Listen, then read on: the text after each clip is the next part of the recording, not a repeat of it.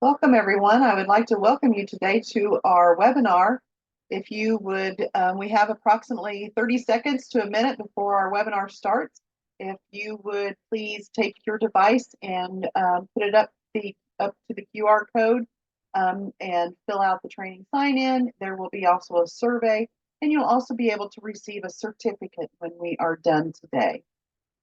But if we are going to take approximately the next minute and to let everybody get in, we are being joined by Facebook Live as well. And so let's just take a minute. If everybody will do the QR code, and then we will go from there.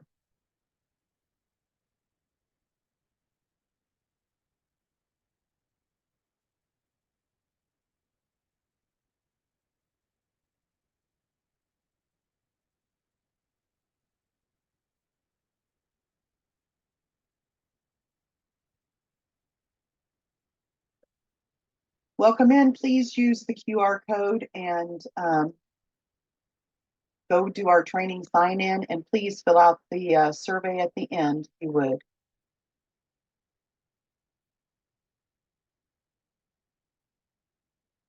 All right, I would like to welcome everyone today.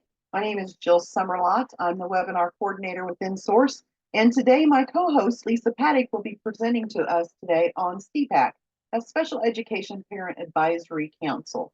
Again, before we get started, if you would please take your devices and hold them up to the QR code, and so that you'll be able to do the training sign-in and also to be able to do the survey at the end. I would greatly appreciate it. While we are getting ready for Lisa to take over, I want to let you know that within our webinar chat platform, I do have several resources that have been posted in there. I also would like to let you know that there are two resources at the bottom of those. There are some Google Docs that you definitely will want to make sure that you get those as well. There is also a link to do the sign-in. It's the tiny URL. It's the first link at the top if you cannot use your device. So again, my name is Jill Summerlot. If you have any questions, please feel free to put them either in our Zoom platform chat box, or we do have a question and answer box that you can use. And for those of you that are live on Facebook, please feel free to put those in the comment section. I am going to post out there the same resources here in just a minute that I have on our Zoom platform. But please let me know if there's any questions or comments, and I will be happy to relay them to Lisa. Okay, Lisa, thank you for being my host today, and I will let you take it away. Thank you, Jill. Welcome, everyone, on this cold Thursday afternoon. So my name is Lisa Paddock. I am one of the assistant directors at InSource, and I am so glad that you took the time today, whether if you're in this live platform or Facebook Live, to join us to find out a little bit more about Special Education Parent Advisory Councils. So today, that's what we're going to talk about. What are they? Why do we need them? How do we form them? And how can InSource assist? So thank you again so much for being with us today. And hopefully you'll have information to discuss, take back to your families or school district after this presentation is over. It will also be put up on our YouTube channel. So of course, this is our legal disclaimer. This is educational, but this is not a legal presentation. We are not lawyers. Individual law changes constantly, and if you need an attorney, please seek answers from a competent attorney prior to taking any legal actions. So here you will actually see our mission, vision, and belief statement. And of course, InSource is your parent training and information center for Indiana. So we receive state and federal funds to help families understand that special ed process. And our 50th birthday is coming up, and that really is a big deal. And it says a lot for the fact that we have been here stably helping families and growing over these last 50 years. And we feel so honored and privileged to be part of the journey that individuals have been on. So most in-source employees are parents or have family members with disabilities, and we are free to parents. We do receive state and federal funds, and then we have some grants that we receive also. So you can see here our mission, our vision, and our belief statement.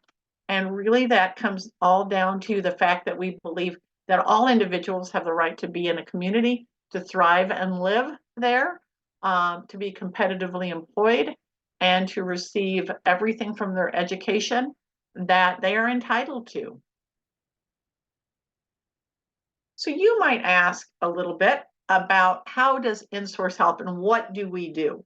And we are here to help build that bridge with families and with schools. So we support families statewide.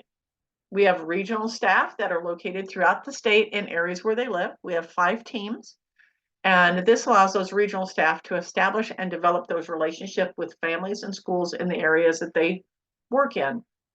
We provide phone, electronic assistance. We do attend case conferences and 504 meetings. Sometimes you might hear we don't, but we do. Now, that does not mean we can attend every single case conference we're asked to. We want to assist in everyone in order to help a parent. That might mean giving tools, giving information. But at different times, we do attend virtually or in person case conferences. So please note, if you hear that, we do not do that any longer. That is not accurate. We do, believe me. And we have a number of online learning opportunities just like today. We, of course, have our social media platforms. Additionally, we have webinars on our YouTube channel. So we are here to help assist in any way that we can. In-source staff assist in the understanding of parents and students' educational rights and responsibilities. So we are here to help families understand what their choices are, not to tell them what to do. We are here to help them understand those options and to understand that special ed process and system. And we help families and schools work together and develop, hopefully, a positive working relationship. And sometimes that means that there are some hard conversations that will happen. And that is also part of what we'll talk about in SEPACs, because sometimes one of the big concerns is what's going to happen if we get everybody together talking about hard subjects. But that's okay. We can do that. And most importantly, we help parents and students become better advocates. Also, please make sure that you do visit our website at insource.org and our calendar of training events to see what's coming up. Be part of our Facebook Lives and join us on Instagram and Twitter so that you can receive our information in a timely manner and see what all we're doing. Okay, family engagement and collaboration at the core. So one of the things that occurs as parents find out that their child might have a delay, or even in just simple school situations with general education, all has to do with how will a family engage? How will they engage with their principals, with their teachers, whether they be general ed or special ed teachers? How will they be welcomed in the culture of that school? So parent participation is one of the 6 components of IDEA. So working together with parents of students, school leaders, and staff and community partners help give a constructive avenue to deal with issues that arise in the corporation. And there will be issues in school corporations. There will be things going well, and there will be things that there are difficulties. And we're going to talk about that because part of the purpose of a SEPAC is to deal with systemic issues and concerns and to celebrate systemic victories, things that are going well. So when it comes to family engagement, as I said, it's a principal component of IDEA. And so that is the Individuals with Disabilities Education Act. And then additionally, moving along, we have then ESSA. ESSA requires engagement, and those Title I schools must plan, measure, and report parental involvement. So family engagement is a key part to education. And you will find that when you go to our website, we also receive the state family engagement grant. And so that is going to open the door for us to additionally support more students. Special education is included in that focus, okay? So a guide for local action. So when parents sometimes feel that they don't have a voice at the table, understandably, it creates issues, right? So everybody needs a voice at the table and a seat at the table. So a SEPAC, which is a Special Education Parent Advisory Council, can be a catalyst to a constructive way to deal with systemic issues and celebrate systemic victories. A SEPAC can help improve educational outcomes and well-being for all students, including those with disabilities. It can help identify unmet needs and help shape the development of programs, services, and policies, as well as improve district culture. InSource's role is to help facilitate conversation, give practical guidance for consideration, like today, and assist with understanding the purpose and the function of a SEPAC. So some of the things we're going to talk about today are bullet points on this slide, right? So like, what is a SEPAC? Why do we want to have one? What might the school say? What might parents say? How do we turn ideas into actions, right? What might we do to learn to run effective meetings and give a structure to a group of people that are interested in being a SEPAC? Okay, so SEPAC membership and procedures should be as inclusive as possible. Everyone's voice has a value from their life experience, and parents want to be part of their children's education. Parents do not need any special training or background knowledge to be part of a SEPAC. And your school, corporation, and community SEPAC should reflect the diversity of your school system and community and give an opportunity for parents of students receiving different levels of support to contribute. So you really want to look at the fact that in your community, you want your SEPAC to be reflective of the families and school staff in your community, the different religions. You want to take a look at having maybe community stakeholders in related areas, individuals with disabilities themselves, in order to have diverse voices around the table. So you might ask, why do we even want to start a SEPAC? You might hear that from the school side, or you might hear that from the parent side. So here are some key components and talking points about why do we want to start a SEPAC. So first, any school district can establish a local SEPAC. There's no legislative action that is required, and a local SEPAC is part of that local school district. It's not a private or independent group, and that SEPAC addresses system-level changes affecting students with disabilities and their families. And a SEPAC works together, parents and school, and it is parent-driven, right? Parent-driven means that parents determine priorities and activities. They can offer strategic solutions on issues that matter to them, help the school overcome challenges, and make decisions related to special education. Parent-driven, though, doesn't mean that parent does everything. It's a collaboration with the school district. District leaders help provide structure and encouragement. Many times they will provide individuals that are teachers, some with children that have IEPs themselves, to be part of the SEPAC, and many times the special education director is part of the SEPAC. They participate and provide information, background, data, and support. And honestly, I believe a SEPAC is a win-win. When parental input is valued and there is actually a vehicle and a mechanism for meaningful communication, that means that parents are empowered to facilitate change that matters for their children and for the children in the school corporation. When school leaders are able to work with a cohesive, well-organized parent community that provides useful coordinated input, they're able to move good ideas into action.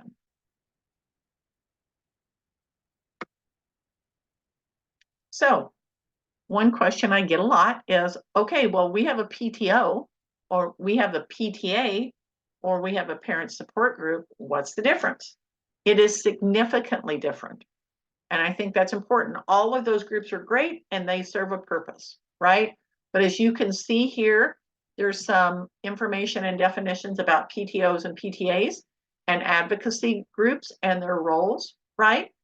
And a parent support group is wonderful, but that's not what a SEPAC is. A SEPAC is a collaboration between school and families to create a structure to address systemic concerns and issues that might hopefully reduce complaints and due process in the school district and better services for students. That is different than a parent support group where parents get together and receive support. Perhaps even the school provides information. That's also different than an advocacy group that's focusing on upholding the rights for children and advocating for change from the outside of the system. And it's definitely different from PTO and PTAs, right, who are often fundraiser focused or activity focused. So a SEPAC is a partnership. As I said, it's going to deal with issues of concern and understand the laws that govern some of the special education process in the district. So what is the purpose then? So the purpose is to provide that direct input to school districts and leaders, okay, about policies, programs, and how they're impacting students with disabilities and their families. To advise, advocate, and offer guidance and recommendation to those local leaders that are there, that are part of the SEPAC, and their decision makers. So one thing that everyone needs to understand as a SEPAC is looked at, part of formation, part of what has to happen is to understand a few things. SEPACs do not decide policy or have formal authority to issue directives, okay? A SEPAC is not to simply deal with a few personal child-specific issues. Typically, it's to look at systemic concerns, issues that continue to come up that you see are systemic issues in the district. And to understand that there are many solutions that don't have an impact on the school district's budget or require any additional district resources. So the goal with a SEPAC creation is to give a seat at the table and a voice to parents in the district, to approach issues in a head-on way so that concerns are raised and hopefully dealt with at the systems level, which may hopefully help reduce complaints and the filing of due process hearings. So an effective SEPAC that uses parental input can really make very significant changes. Outreach and education is vital to help engage families in positive relationships and collaborative problem solving. So that's basically what an effective SEPAC will do, where they help with that system level change for students and the information they receive. They pass this information on, and the information will be vetted information about the issues and the steps to address the issues. An effective SEPAC addresses system level challenges impacting students and their families in the school. And the changes that come from the input from SEPACs show responsiveness to raise concerns and provide an opportunity for districts to share information with parents about services. As a SEPAC is formed, typically there is a needs assessment done, and many times this can bring the information to the district, and particularly the special ed director, about issues that were going on that they are unaware of, unmet needs, that there perhaps hasn't been a system to capture those concerns. And the SEPAC, of course, when it is structured and priorities are chosen, it's going to help shape the developments of those programs, policies, and services. Once that is brought to the school district, then there can be decisions made about what can be done. And sometimes there'll be a decision about the fact that this issue can't be dealt with through the SEPAC, has to be dealt with in a different way. That's okay. At least there's attention that's being brought to that issue. So I've had parents say, so why should I get involved? Many times they're like, I don't think anyone's listening to me. Well, it is very important. Participation in a SEPAC offers that opportunity in a structured manner. Okay. One thing that I ask directors and families is, what is your district doing to show a collaborative mechanism to work on systemic issues? And then I say to directors, if there's not any, what are you going to do about that? There needs to be a way for families and community stakeholders, when they are seeing ongoing issues, to bring them to you in a collaborative way, so that there can be an opportunity to address that there are some systemic issues. Collaborative relationships are built through honest conversation, and sometimes that's hard conversation. But I also like to say, we are going to have hard conversations in life. It's going to be with our families. It's going to be with our friends, our coworkers, and at school. So a SEPAC is a much better way to have some of those hard conversations, to work together in a collaborative manner to try to solve problems. It is very important to have diverse council members who are able to be part of the solution and understand their input. And that is vital in determining the priorities and supporting the change in the district. So we will talk later on about how, as the SEPAC forms, they will eventually come up with, after the needs assessment or some type of way to find out what concerns are, they're going to need to set a few priorities to try to work on to see if they are being effective.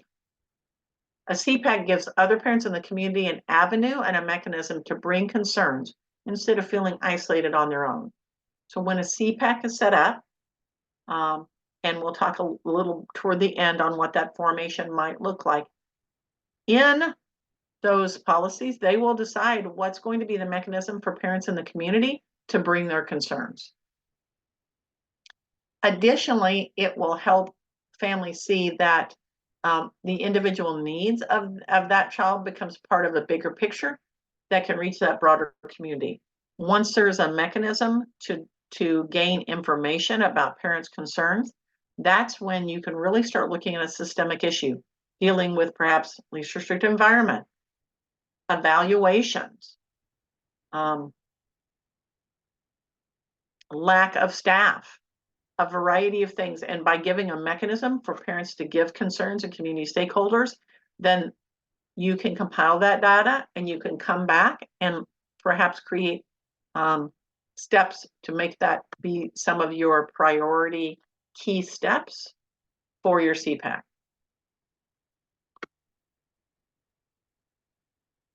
An effective SEPAC invites, collects, and coordinates individual stories and perspectives from parents. Then it looks at this input to see patterns or trends that can be addressed through policies, programs, and services that have the potential to affect many students with disabilities. That is how SEPACs move from the individual issues that are being brought by individual parents to systemic change. So the goal of SEPAC is to look, as I've said, at systemic issues, challenges, and opportunities. Okay, so when there is a mechanism for families to bring concerns and they're not just out on their own, that is when that data can be compiled to bring back to the special ed director, to bring back to the SEPAC, to be able to say, we've collected data, we've looked at a needs assessment, and now we see that we have a significant amount of parents that have a concern about timelines being met. Or, as I said, least restrictive environment being the first discussion at our case conference table. And again, we want to move and help the SEPAC see that they deal with systemic issues as individual situations are brought to their concern and they compile that data. So what are some of maybe the benefits of an effective SEPAC? And so here are some of the key component areas that an effective SEPAC will impact. So 1, outreach. Outreach can engage families of students with disabilities so that they are involved in helping to shape local special education programs and policies. They have input. Positive relationships. Effective SEPAC engage parents and school leaders to establish shared goals and priorities that benefit students with disabilities. They connect with teachers, teams, and community resources as a source of support for helping improve programs and services. Collaborative problem solving. The SEPAC thrives on team spirit and team action. So when members bring varied perspectives, everyone shares a common mission to help improve students' outcomes for all students receiving special ed services and support. Additionally, SEPACs can help change systems, right? A SEPAC can communicate the needs of parents whose children receive these services, and they can advise school leaders on unmet needs identified through the input. Excuse me. Additionally, a SEPAC can be a trusted source of information. It is a wonderful way to help educate parents about school policies and channels of communication that can be information sources for parents who need information, support, and resources from their school and can steer them in the appropriate direction. Additionally, that goes hand in hand with information sharing, where the SEPAC can provide an opportunity for districts to share information with parents about their instructional programs, their professional development opportunities, and other matters related to special education. One very recent example that comes to mind has to do with sharing information about the new alternative diploma. So a SEPAC can provide information out to parents as school district can provide information through the SEPAC and about the SEPACs back to parents. And we hope, deep and trust, that over time school leaders will react and respond to the input from the SEPAC, which will build trust and help that relationship grow. Even if there are hard conversations, that is the place to have them because they can address systemic issues in a constructive manner. Okay, so we're going to talk a little bit about starting and structuring a local SEPAC. Okay, so of course, one of the very first things that happens is parents or school, or sometimes both, start having interest in developing a SEPAC, right? I would encourage everyone as they are thinking of creating a SEPAC to be intentionally inclusive. Consider linguistic, religious, racial, cultural, and economic diversity to be sure the SEPAC reflects your families and your communities. Look for families whose children receive different levels of support services. Also, so there'll be some additional experience with special education. Planners might host a well-prepared initial workshop to explain what a SEPAC is, and then develop a roster of potential SEPAC members that are diverse, that might be interested in being part of a SEPAC. Sometimes what happens on the school end is the special ed director or the person who is the school representative goes and asks principals, do we have school staff that might be interested in attending? So maybe they would have someone from an elementary, someone from middle, someone from high school that they might choose, that might volunteer even to be part of the SEPAC. So the structure and the mechanics are up to the community, the family, and the school to determine. There's not a set in stone way to do a SEPAC, right? It's an advisory council to gather information and input to deal with systemic issues and consider systemic ways to approach concerns. This is an avenue to share systems that are working well and provide support that's helping students to be successful, such as transition programs dealing with community employment, right? There's almost always something going well. Maybe it's transportation. Maybe it's the employment. Maybe it's the way schools get information out to parents. Additionally, SEPACs want to deal with concerns, but they also want to say, hey, this is going well too. So in looking at starting and structuring the local SEPAC, the SEPAC itself decides what it's going to look like, but there are some key components that typically are included to try to give structure to the SEPAC. So developing typically a short mission statement to guide the work. Typically, as the SEPAC is formed, they're going to set annual goals and objectives to prioritize the work. We talked about that when we talked about earlier, maybe a needs assessment, right? And avenues for parents in the community to either come directly to speak to the SEPAC, or they come quarterly to SEPAC meetings that are set up as town halls. Additionally, we'll talk a little later on communication avenues that can help ensure that parents have a good way to contact the SEPAC, like their own email address, having them on the school website. There are several logistical components that are going to make it easier for parents to be able to share their input and concerns with the SEPAC. And then additionally, plan different types of meetings, right? Maybe parents only, having speakers, having listening meetings. Parents come in and just talk to school members. And considering how to ensure that a SEPAC, when it is set up, that there's good ways to have access to that SEPAC, right? And that includes things like making sure that meeting schedules are accessible. Where are we going to have the SEPAC? How often? Trying to ensure that maybe you have some in the morning and some in the evening. Is it a place where people are going to have to pay for parking? Make it affordable, right? Determine the roles and responsibilities for the SEPAC members and district staff as the SEPAC is formed so that everybody knows what their purpose is, okay? Consider the ways that parents will share their concerns with SEPAC and communication strategies the SEPAC will use to reach and engage parents. This communication also helps explain the purpose of SEPAC and helps establish the legitimacy and build awareness in the district. So additionally, even things like communicating at annual case conferences. Hey, we have a SEPAC. Hey, would you like to fill out our needs assessment? Hey, maybe you want to be part of the SEPAC.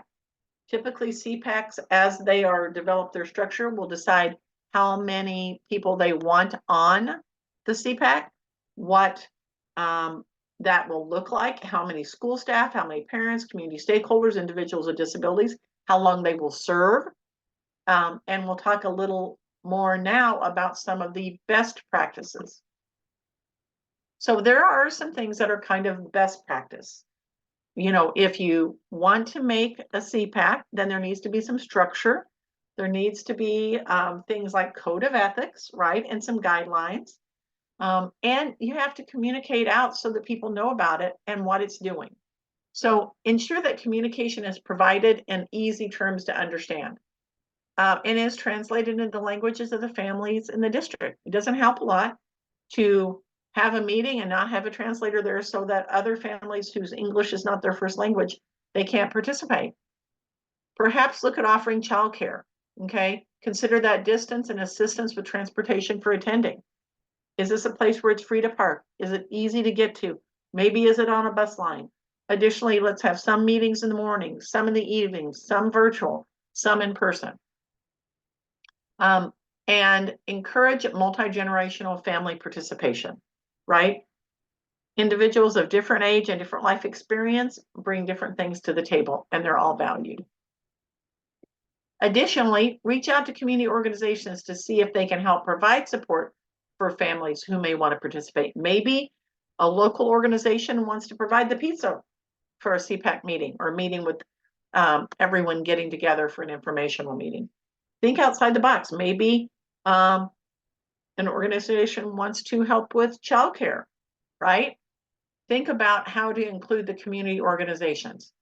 Maybe as you grow your SEPAC, you have a buddy approach, someone who's been on the SEPAC Maybe it states you're on the SEPAC 3 years.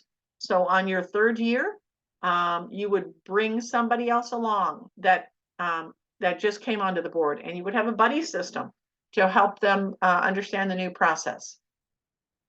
Please identify the different cultural and linguistic liaisons at schools who are people with whom parents can relate, and make sure they're informed about the SEPAC, what its purpose is, and how to get them in touch with the contact people, right? And word of mouth. Parents want to know what's going on in their community, right? They want to know what's going on in their child's education. They want to know what's going on in the school. Ensure that the SEPAC is visible. So I've already touched on several of these points. Additionally, using social media, getting the word out, automated school messages, putting something on the website gives legitimacy to the SEPAC. Invest in person-to-person outreach, excuse me, and provide translation services during the meetings. Some of these things are best practice. It's part of what means that families can access it, that families know about it, that they know the purpose of a SEPAC, that they know when they have a concern that there is an avenue to come and individually talk to someone, and that someone can start looking to see if there are patterns or trends.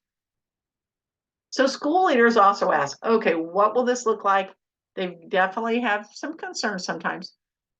So school leaders might ask, how do we support families as we offer advice to improve local policies? Many times they want to do this and just don't know the mechanism to do this. What information can we provide to parents to help them see that bigger picture, so that when we have a meeting, it's not simply focused on what's happened to one child, but how do we additionally help that parent know who to talk to solve that problem with their child or address that problem? But the fact that we want to work together for a systemic impact. And again, we come back to that question: how does your district show they're valuing parent input and parent perspective? And does the district culture foster a culture in which parents feel supported and comfortable to speak freely? So when parents and schools create SEPACs, the hope is it will establish trust, open communication, and group effectiveness. School district leadership and personnel play an important role in the developing, growing, and sustaining the SEPAC. There may be some hard, honest discussions and shared problem solving, but those can generate solutions that improve services for kids, many times with little or no impact to the budget. Okay, so of course, part of what everybody says is, how will we get along? What about when we might not agree? So there are some things you can do to help support and encourage collaboration and partnership. As a SEPAC is created, you're going to want to look at developing and using ground rules that can help everyone collaborate and know what to expect. We have to remember to agree to listen carefully without judgment. What someone's life experience and their perception may not be the same as yours. We want to work to establish mutual trust and accountability. We will not always see everything eye to eye, right? The same exact thing. But we want to show mutual respect and come into working together with the end in mind of helping kids. And that means that we're going to have to extend mutual respect and trying to see things from different perspectives, rather than honestly digging our heels in and just keeping our own position. So additionally, there are some other best practice collaboration and partnership ideas that I'd like to share. So confidentiality, right? We know there'll be some sensitive issues that will be discussed, and sometimes helping a family know who to bring some of those things to so they could be addressed is very important, right? And then when the SEPAC looks at priorities, just being very mindful about confidentiality. Sometimes things have very much been in the news, and we want to ensure that personally identifiable information is kept confidential. Using the actual SEPAC name, individuals who are members should be reminded not to publish articles, information, announcements, editorials, all of these things under the SEPAC name without the group consensus. Additionally, when you're having a meeting, there are typically some collaborative steps to take about turning off your cell phone, paying attention and being present, and being collaborative. And also, there typically need to be some boundaries that are set up. What is expected, the code of ethics, and SEPAC members should commit to help each other, should commit to helping other parents follow the appropriate chain of command, and should seek to serve as liaisons and individual as advisors.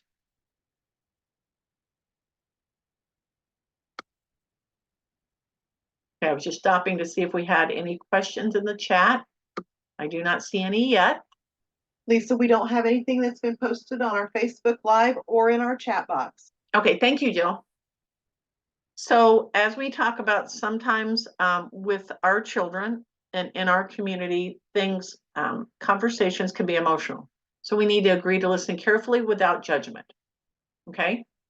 School leaders and parents must listen to each other with full attention and avoid interrupting. Whether engaged in problem solving or attending a meeting, members should avoid the temptation to generate or share a response before someone else finishes talking. Sometimes that's hard to do. Members should not present information without welcoming questions and further examination, right? Maybe what you say is, my understanding of the issue is this, can you share your perspective? Additionally, as I said, we want to work toward mutual trust and accountability, respect, appreciation, right? Even if we don't always see eye to eye, we can work to agree to disagree in a respectful manner, staying true to the spirit of the collaboration, that we're going to work together as peers with diverse strengths and skills, working to be courteous and friendly, in that working relationship is essential. And additionally, like I said, different perspectives, right? Parent advisors can make good starts by committing to help other parents and students with disabilities, and many times asking questions. Okay, I appreciate that input. What you are saying is interesting. Where can we take this? And remember that appreciating SEPAC members and partners is essential, and a thank you goes a long way. And we're going to make mistakes. People are going to make mistakes, but we're here to work together and celebrate successes and celebrate the fact that we hopefully will move along to better service for kids. Okay, managing conflict. Once again, what I was saying goes hand in hand into this managing conflict. So encouraging the SEPAC to have a good relationship. Okay, not looking at winning arguments, but keeping focused on the students and focused on the issue and not a particular person that is saying something. Focusing on that end result, problem solving to make the system better for kids. Utilizing the system the SEPAC has put in place to discuss those issues and give recommendations and considerations. Okay. Trying to agree on some facts. Well, we all agree transportation is an issue. We may not agree what to do about it, but we agree it's an issue. So maybe we break into two groups to brainstorm, right? We're trying to solve a problem and not blame a person. Avoid bringing other issues into that discussion and know when to let it go and agree to disagree. And sometimes you'll have to do that when you're setting priorities in a SEPAC. Just like in a family or any situation, sometimes we have to say, this is something that we will have to table for later. What priorities can we set that we can move the needle on now, that we can see progress on in this year, right? And of course, always keeping the interests of the children front and center. Focus on the end result. Lisa, we have a Yes. couple questions. Yes. So how do you know if your school has a CPAC? That is an excellent question. So I would, one, contact your special ed director and ask if they have a CPAC, and you'll have a good description of what you mean from this information. And if they say, well, we have a parent support group, well, parent support group is not the same as a CPAC. Do we have a CPAC? And it might be by some little different name, but the general idea is this is not just where school provides helpful educational information to families and families get together for support. This is actually a collaboration, setting priorities for the education of students, right? We know that there are 2 or 3 areas in our district that we think we have concerns about. We're forming a committee to look into these, to do a needs assessment, to find a way for other families to come to our general committee to bring concerns. We're going to collect data. We're going to set priorities to see how we can try to solve a problem in a year. Is that what we have, Mr. or Ms. Director? And have an honest conversation about what they do have and what value a CPAC or something by that name would have in making a systemic difference in issues in the district. That's a very good question. Also, another question is, can we talk about our own children at these groups? If we have a problem with the school and we aren't getting a satisfaction, can we take that to the CPAC? That's an excellent question. So a CPAC is meant to look at concerns in the community. So very first thing I would encourage someone to do would be to get a hold of someone on the CPAC committee to say, I've been trying to deal with this individual issue for my child, and I understand a CPAC looks at bigger pictures. How do I get someone to address the problem that I'm having? Because that CPAC person is additionally providing a systemic overview to the CPAC. So hopefully there's a method to collect data. So one thing that might happen along with, there's several steps. So maybe that CPAC member says, here's the name of the special ed director. I would encourage you to contact them, right? Or they say, well, this is an issue we're bringing up because I've gotten 5 other phone calls about LRE. So there will be opportunities and wants to come to bring things to CPAC members. We want to be mindful that this is more about systemic concerns, right? Than everyone talking about each individual issue that's going on with their child. We want to capture all of those and then funnel those into the priorities that CPAC sets. So that's why it is so important, for instance, to have a CPAC email that's out there, maybe on the website. If you're having problems, please email the CPAC. And if they get 5 emails about LRE or transportation, they're going to be able to look at that and bring it as a priority. On the flip side, parents need to know the chain of command and where to go to get help with their individual child's problem. So additionally, your in-source person, if you contact them, can also help you know who you might contact. But I will tell you overall, if a person is having difficulty with their child's situation, to contact and reach out to that special ed director is one of the first places. And make sure you know who your special ed director is. Many times families do not know who the special ed director is.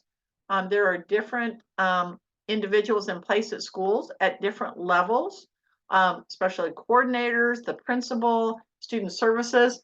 So if you feel like you've gone through the steps at your local school, then get online or call the administration office and ask who your special ed director is. So CPACs do want to look at individual issues, but in general, they're taking those individual issues, turning them into data for concerns, and looking long-term to see about the systemic need, but they're also there to help you understand who to go to try to address the problem. So I hope that helps. Yes, thank you. Okay, so all members, both parent and school staff, should understand the function of a SEPAC, develop and maintain the knowledge of regulations pertaining to the SEPAC education process, and all the members should attend and participate in the SEPAC meetings. So here are some of the focused activities for parents who belong to a SEPAC. So in general, you will see some of these very similar to the things that I've talked about, right? But it does give formality, right? Participate in outreach to a larger community. Someone needs to be recording and distributing meeting minutes, establishing connections with school and community agencies. So it gives a structure to a further vision, right? And of course, attending and offering oversight of the meetings.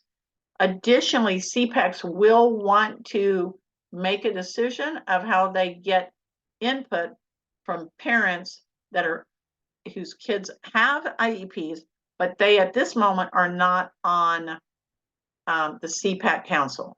Now, sometimes that means parents are invited to come and speak about concerns they have, but many times it also means there's a very intentional avenue for families to go to SEPAC members to share their concerns, so SEPAC members can answer individual questions and can collect data, come back to the SEPAC. School leaders. So schools make the decision about how information is distributed from the school district itself, obviously. For a SEPAC to be successful, though, there must be good avenues to share that there is a SEPAC, right? What is it? What's its function? Okay, and the structure of the SEPAC, and then the ways to learn more about communicating with those SEPAC members. And if you're interested in being one, how do you do that, right? So there has to be a structure set up that tells how long a person will be a member of the SEPAC before they move off, what those code of ethics will be, right? How we focus our meetings being ran. Okay, there should be a collaborative effort between school and family for the information to be widely shared. Like I said, such as a SEPAC email, a link on the school corporation's special education page, or right on the corporation's page. People have to know what it is and what it serves in order for it to be known in the community, to be utilized, to be an effective SEPAC. So school leaders need to work to engage parents, right? Arrange services and supports to ensure that there's diverse participation. You can't just have meetings at 10 o'clock in the morning and that's it. Honestly, if you want diverse participation, you're going to have to move change the times. You're going to have to look, do we meet monthly? Do we meet quarterly? Do we meet in the same location? Do we do them in person? Typically, you want to shake that up a little bit and do some virtually so parents who can't attend in person can, and do some in person because some parents want to be there in person, right? Get feedback from that school staff as a school administrator, right? What do they want to have happen? Take responsibility for accessibility of the flow of information to parents. So schools are who determines how this is put out through the school. And it is important to make it front and center, right? And then the SEPAC should consider submitting reports to the local Board of Education and invite the members, their local board members, to their SEPAC. So these are some of the things that school leaders can think about. How is the school going to help structure and communicate about the SEPAC? So there's parent responsibilities and there's school responsibilities. So some communication strategies, okay? Here are just some of the things that I've already talked some about, right? But additionally, at case conferences, hey, we have a SEPAC. Would you like to learn more? Here's how you might share a concern. Here's our needs assessment. If you're interested in being a SEPAC member, here's what it's about. Here's what it takes. Here's the time commitment. Here's our goals and what our mission and vision is, so that families can make a decision. Yeah, I think I want to be part of SEPAC. I'm going to get my name in. I'm going to learn more about it so that maybe I will become a member of the SEPAC. As someone comes off, I'm interested in coming on. And additionally, such as a web page, right, can be a repository for information. And please, I encourage districts to have family-friendly websites. Please have phone numbers easily accessible, right? Please have this information easily accessible. The SEPAC members. Think about intentionality in communicating what your SEPAC is, what you do, how you access it, how you become a SEPAC member, and what the guidelines are. Because we do know there have to be guidelines, right? So if someone wants to be on the SEPAC but is not collaborative at all, they have to know that that may not be a place for them, because this is a collaboration. Even when we have to do hard work, we're still looking at an end in mind. It helps set families up to be positively ready when they understand what the supports and requirements are going to be. So here's what's required of SEPAC members. Maybe they're saying, I can't meet monthly right now, but maybe I can when my child's older, right?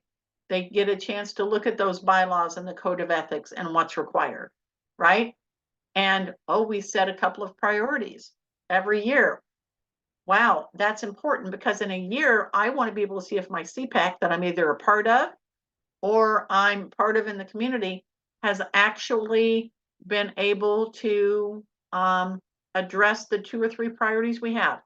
But if families don't know what the SEPAC's about, what it entails to be a SEPAC member, then they're not going to be very interested in joining. So you have to have good communication about what it is, about needs, how those needs, that needs data is collected, what you do with it, who owns that data, and how you set priorities. Some more communication strategies. So a SEPAC can work to ensure that parents are able to fully participate in meetings and provide input by simply asking questions like, what supports do you need to participate, right? Some things, of course, to consider are things I've mentioned: translation services, and childcare, times, where the meeting is, whether they're virtual or in person, right? Looking at how are you going to also collect information about the needs and the wants and the things that are going on that families have concern about, right? And additionally, there will come time to have experts come and present on topics. Okay, we are having trouble about transportation. Maybe we know there's someone in a neighboring district that really is doing this well. Maybe we have them come and talk about this. Or maybe the special ed director is unaware that there's problems with evaluations. And by setting that as a priority, the special ed director gets to have a meeting with the school psychologist, or the school psychologist have it with some other support staff. Working together to solve the problem is it's just vital. It's what a SEPAC is about. And by doing that, hopefully you help reduce complaints and due process in the school district. And that is of interest for everyone, right? So turning ideas into action. The success of that SEPAC hinges on its ability to shape the input that's collected from the parents into concrete issues and solutions to deal with the concerns, right? That's why you maybe do a needs assessment. That's why you collect data. So input from the SEPAC is collected and analyzed and shared with the district school administrators in ways that lead to positive changes in services, policies, and programs. Not all input is going to require action. You might find that you get a few comments about an issue, but not very many. Additionally, some things can't be changed. Maybe there are things that can't be addressed, but many others can be addressed, right? And it's important that a SEPAC has a structured process that can help members review each issue and decide whether SEPAC action is needed about that issue. So not every single topic is going to be something that is going to need to be addressed. But again, drawing back into an effective SEPAC establishes annual priorities. They identify needs.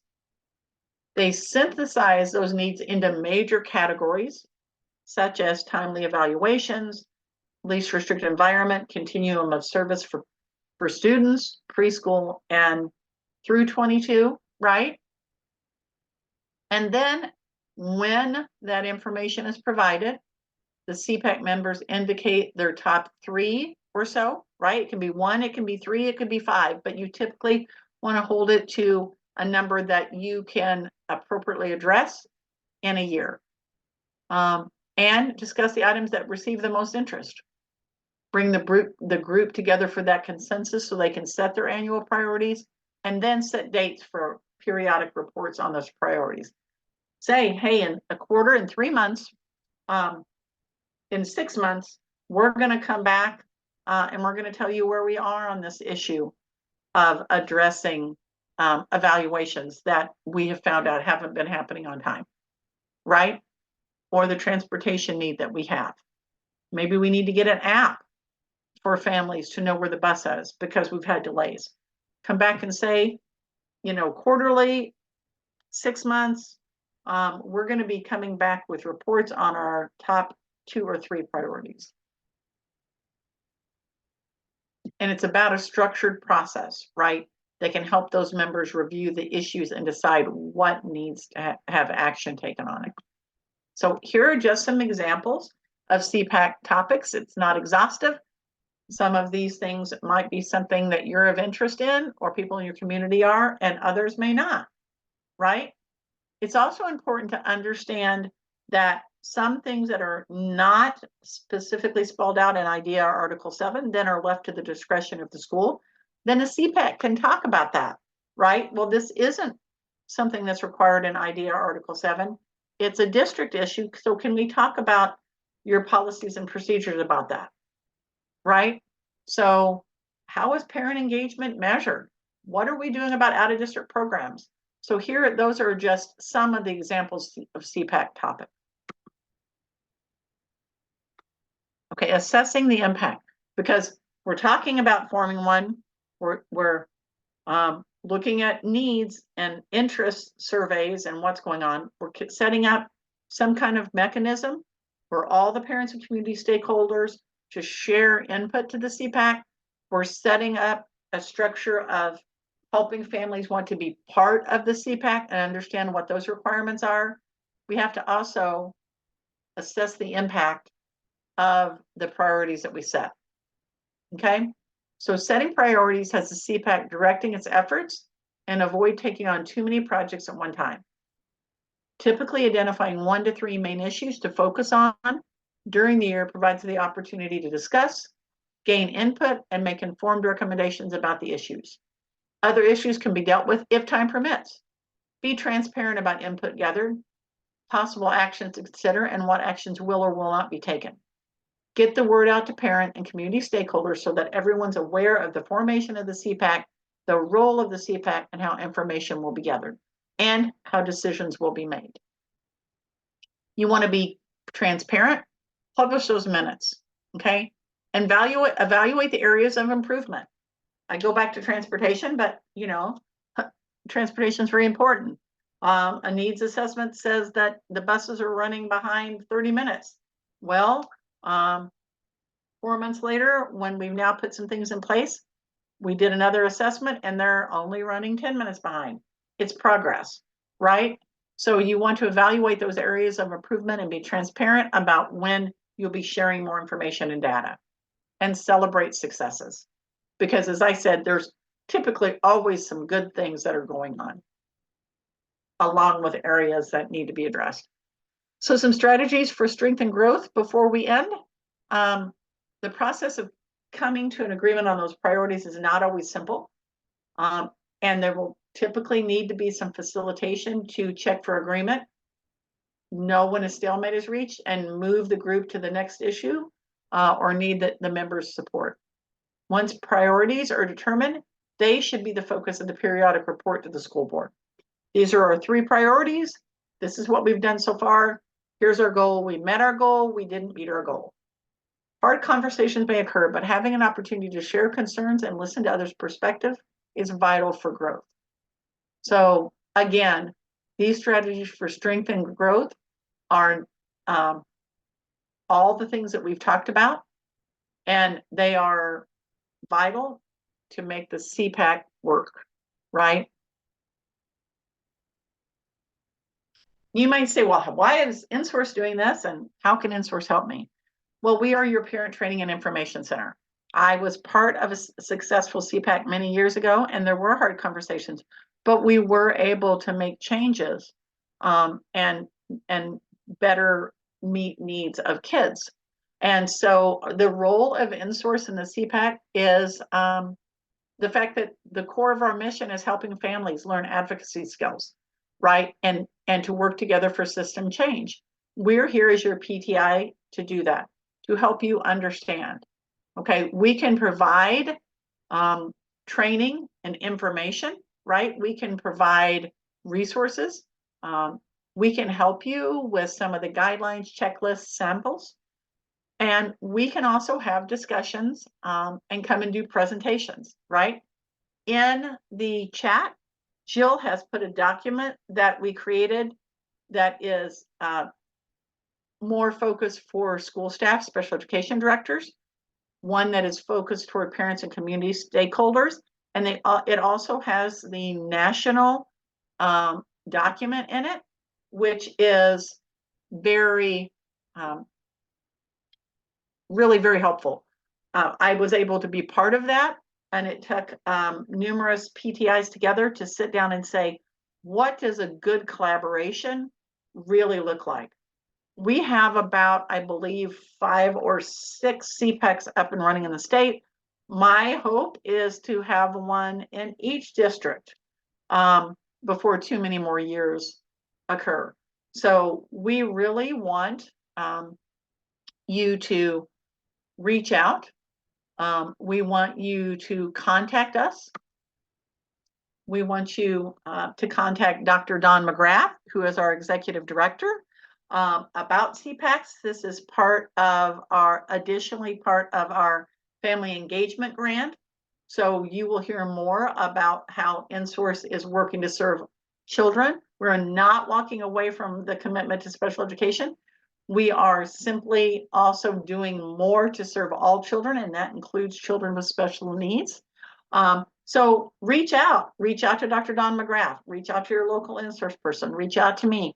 Those documents will give you some really good information, places to start, read the national document additionally, and think about, have conversations.